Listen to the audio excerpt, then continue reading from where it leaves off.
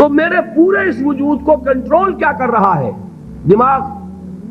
اس کی ratio proportion کیا بنے گی 2 من کے مقابلے میں آج سے؟ اسی طریقے پر آپ سمجھیے کہ انسانی معاشرے میں وہ برین ٹرسٹ جو ہے، انٹلیکچوئل مائنورٹی ہوتی بہت کم ہے لیکن بڑی اہم ہوتی ہے.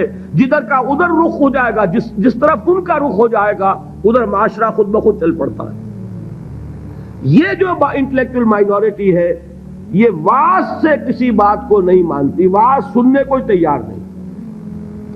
اس کا تقاضا کیا ہوتا ہے؟ عقل سے بات کرو، دلیل لاؤ، دلیل سے مانو، دلیل سے منواؤ، ہے کہ نہیں؟ بلکہ میں نے آپ کو بتایا تھا کہیں واعظ ہو رہا ہو تو وہ مسکراتے رہتے ہیں، اول تو آئیں گے ہی نہیں.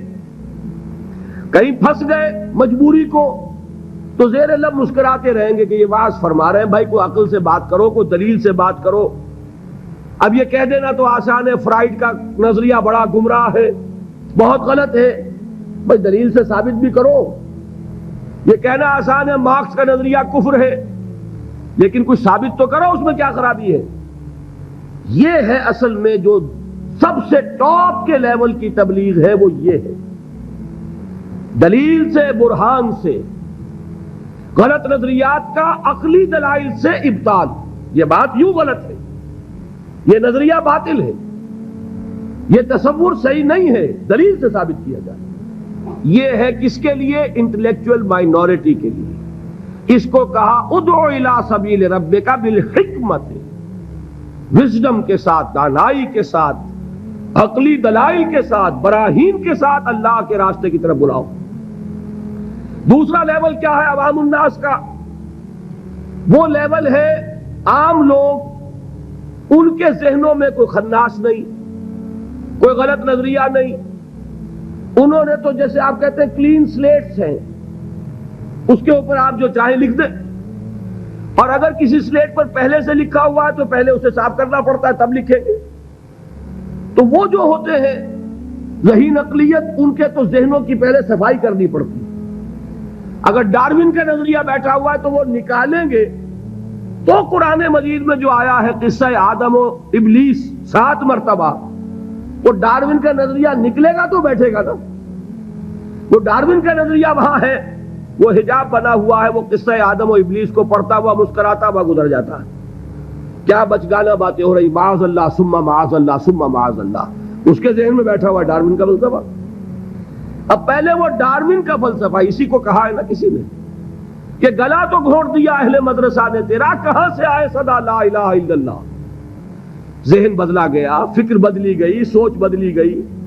کہیں ڈارون ہے، کہیں فرائیڈ ہے، کہیں مارکس ہے، کہیں ایڈلر ہے، کہیں برٹرینڈ رسل ہے، کہیں سارترے ہے. یہ ذہنوں کے اندر تو یہ بیٹھے ہوئے ہیں. تو اب کہاں سے بات آئے؟ اسی کو کہا تھا اکبر الہ آبادی نے کہ غزالی اور رومی کی بھلا کون سنے گا، محفل میں چھڑا نغمہ اسپینسر و مل ہے. جان سٹورٹ مل، اس کا فلسفہ یہ ہے، اس نے یہ فرمایا ہے. جس کے دماغ میں یہ بیٹھا ہوا ہے وہ غزالی کی بات کہاں سنے گا، رومی کی بات اس کے پلے کہاں پڑے گی.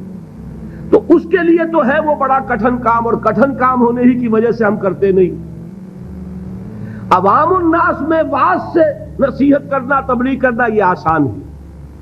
لہذا ہمارے ہاں اس وقت جو کام ہوتا ہے وہ اسی بنیاد پر ہوتا ہے، اسی لیول پر ہوتا ہے. واعظ ہے، نصیحت ہے، میں اس کی نفی نہیں کر رہا، عوام کے لیے وہی مفید ہے. عوام کو آپ خامخواہ فلسفے پہ پڑھانے بیٹھ جائے تو یہ بھی در حقیقت ان کے ساتھ ظلم ہوگا. کلم الناس علی قدر عقولہم، وہ کیا ہے؟ واعظ.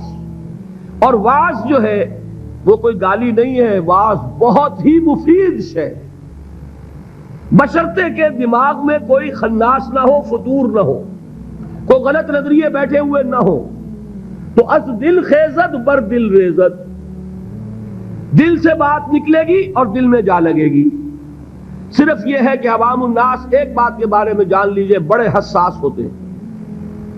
یہ تو چونکہ در حقیقت کوئی عقلی علمی بات نہیں ہوتی، یہ احساس ہوتا ہے. اگر آدمی یہ محسوس کرے کہ یہ شخص اپنی دھوس جمانا چاہ رہا ہے، یہ میرے اوپر اپنے علم کا روب جھاڑنا چاہتا ہے، تو آپ کی بات کا اثر نہیں ہوگا. اور اگر محسوس کرے کہ یہ میرا مخلص ہے، میرا خیر خواہ ہے، میری بھلائی کے لیے بات کہہ رہا ہے، اس نے کوئی دھندا نہیں بنایا ہوا، اس نے یہ پروفیشن نہیں اختیار کیا ہوا، بلکہ یہ خالصتاً لوجہ اللہ بات کہہ رہا ہے، تو وہ بات واقعتاً دل سے نکلی ہوئی بات دل میں جا کے اثر لگتی ہے۔